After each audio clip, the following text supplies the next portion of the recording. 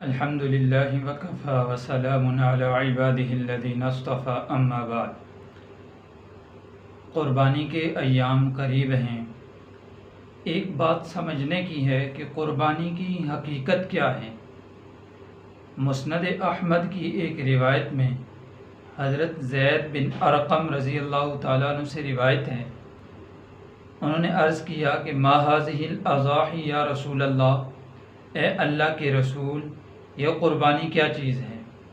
تو اللہ کے نبی صلی اللہ علیہ وسلم نے ارشاد فرمایا، سنت ابیکم ابراہیم علیہ الصلاۃ والسلام، یعنی یہ قربانی آپ کے جد امجد حضرت ابراہیم علیہ الصلاۃ والسلام کی سنت ہے۔ اب حضرت ابراہیم علیہ الصلاۃ والسلام قدر انبیاء میں ان کا شمار ہے۔ اللہ تعالیٰ نے ان سے چند امتحانات لیے، جن امتحانات میں حضرت ابراہیم علیہ السلام پورے اترے، اور ان اللہ تعالیٰ کی طرف سے لیے گئے امتحانات میں گویا کہ حضرت ابراہیم علیہ السلام پورے اتر کر اللہ کے ہاں اپنے تقرب کو اور بڑھا دیا۔ ان میں سے دیکھیں، ایک امتحان تو یہ ہے کہ حضرت ابراہیم علیہ السلام جب پیدا ہوتے ہیں تو آپ جس گھر میں پیدا ہوتے ہیں، مفسرین نے لکھا ہے کہ اس گھر میں آپ کے والد جو ہیں، جن کے گھر میں آپ پیدا ہوتے ہیں، آپ کے والد صرف نہ یہ کہ بت پرست ہیں بلکہ بت فروش بھی ہیں، بتوں کو بناتے بھی ہیں اور بتوں کو فروخت بھی کرتے ہیں۔ تو حضرت ابراہیم علیہ السلام کو ایک اللہ تعالیٰ کی طرف سے حکم یہ ہوا کہ اپنے والد محترم کو دعوت دیں۔ تو حضرت ابراہیم علیہ السلام نے جب ان کو دعوت دی تو انہوں نے نہ صرف یہ کہ دعوت کا جھٹلایا بلکہ انہوں نے حضرت ابراہیم علیہ السلام کو دھمکی بھی دی کہ اگر آپ اس دعوت سے باز نہیں آئیں گے تو میں آپ کو پتھر مار مار کے مار دوں گا۔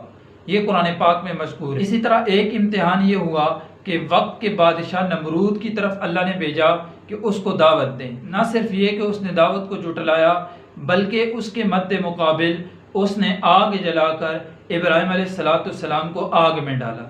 تو اس امتحان میں بھی اللہ تعالیٰ نے حضرت ابراہیم علیہ السلام کو کامیاب فرمایا۔ اس کے بعد حضرت ابراہیم علیہ السلام سے ایک اور امتحان ہوا، وہ یہ کہ اللہ تعالیٰ کے حکم سے اپنی بیوی اور ننھے بچے کو بیابان جنگل میں مکہ مکرمہ کی جگہ پر، جس کو قرآن پاک نے فرمایا بواد غیر ذی زرع، ایسی وادی بیابان جنگل میں، اس وقت جب ان کو چھوڑ کے جانے لگے اس جنگل میں تو حضرت ہاجرہ نے پوچھا کہ آپ ہم کیوں چھوڑ کر جا رہے ہیں؟ تو کیونکہ حضرت ابراہیم علیہ السلام کو حکم تھا وہ خاموش رہے۔ انہوں نے پوچھا کہ کیا اللہ کا حکم ہے؟ تو اشارے سے ان کو ہاں کی۔ تو اس پر حضرت ہاجرہ علیہ السلام نے فرمایا، کیونکہ ان کا بھی ایمان کامل درجے کا تھا، نبی کی بیوی، نبی کی والدہ ہیں، نبی کے گھر میں رہنے والی ہیں، تو ان کا ایمان تو کیا ہی کمال کا ہوا ہوگا۔ انہوں نے عرض کیا کہ اگر آپ کو اللہ کا حکم ہے تو پھر اللہ ہمیں ضائع نہیں کرے گا۔ تو اس پر حضرت ابراہیم علیہ السلام ان کو وہاں چھوڑ کر آئے۔ تو اس امتحان میں بھی حضرت ابراہیم علیہ السلام پورے اترے اور اللہ تعالیٰ کی طرف تقرب میں اور بڑھے۔ اس سے بڑھ کر ابراہیم علیہ السلام کا جو امتحان ہوا، ابراہیم علیہ السلام نے اللہ تعالیٰ سے مانگ مانگ کر بیٹا لی۔ جب بیٹے کی عمر بعض روایات کے مطابق 12 سال، بعض روایات کے مطابق 13 سال اور بعض روایات کے مطابق 14 سال ہوئی تو خواب کے ذریعے حضرت ابراہیم علیہ السلام کو حکم دیا گیا کہ آپ اپنے اس بیٹے کو اللہ کے نام پر ذبح کر دیں۔ اب نبی کا خواب جو ہوتا ہے وہ وحی ہوتی ہے، تو حضرت ابراہیم علیہ السلام نے اس اللہ کے حکم پر اترنے کی پوری کوشش کی اور اپنے بیٹے کو لے کر چلے۔ اب معالم التنزیل میں تفسیر مظہری میں لکھا ہے کہ شیطان نے 3 وار کیے۔ ایک وار حضرت ہاجرہ پر کیا کہ ان سے کہا کہ آپ کو پتہ ہے کہ آپ کے شوہر آپ کے بیٹے کو لے کر کہاں جا رہے ہیں؟ تو شیطان نے ان کو بتایا کہ وہ آپ کے بیٹے کو لے کر ذبح کرنے جا رہے ہیں۔ تو انہوں نے کہا کہ اگر اللہ کا حکم ہے تو میں اس بات پر راضی ہوں۔ اس طرح اسماعیل علیہ السلام کو بھی بہکایا کہ آپ کے والد آپ کو ذبح کر دیں گے، لہذا آپ یہاں سے جنگل سے بھاگ جائیں۔ اس طرح حضرت ابراہیم علیہ السلام کو بھی بہکایا کہ اللہ کا جو حکم ہے یہ خواب کے ذریعے حکم ہے، خواب کا جو حکم ہے یہ اصل حکم نہیں ہوتا۔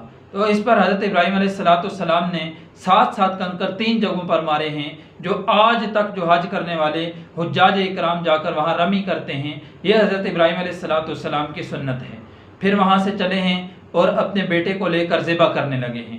اب بیٹا بھی کامل ایمان والا جو ابراہیم علیہ السلام کی زیر پرورش اور بعد میں اللہ نے اس کو نبی بھی بنایا، اور حضرت ابراہیم علیہ السلام بھی جلیل القدر انبیاء میں کیسے ایماندار باپ اور بیٹا ہیں کہ اللہ کے حکم پر قربان ہونے کو تیار ہیں۔ روایات میں آتا ہے کہ حضرت ابراہیم علیہ السلام ذبح کے عمل سے پہلے اپنے بیٹے کی پیشانی پر بوسہ دیا اور یہ شکر ادا کیا کہ اللہ نے مجھے یہ ایسی اولاد دی ہے کہ جو اللہ کے حکم کو پورا کرنے میں میری معاون ہے۔ پھر بیٹے کی بھی پرورش کمال کی ہوئی تھی۔ بیٹے نے کہا کہ ابا جان آپ جب مجھے ذبح کریں تو ایسا کرنا کہ میرے پاؤں کو کس کر باندھ دینا، تاکہ ایسا نہ ہو کہ اللہ کے حکم کی ادائیگی میں تاخیر ہو جائے۔ اور پھر یہ بھی عرض کیا کہ میرے کپڑوں کو سمیٹ لینا، ایسا نہ ہو کہ میرے کپڑوں پر خون زیادہ لگ جائے جس سے میری ماں کو دیکھ کر ان کو غم ہو جائے۔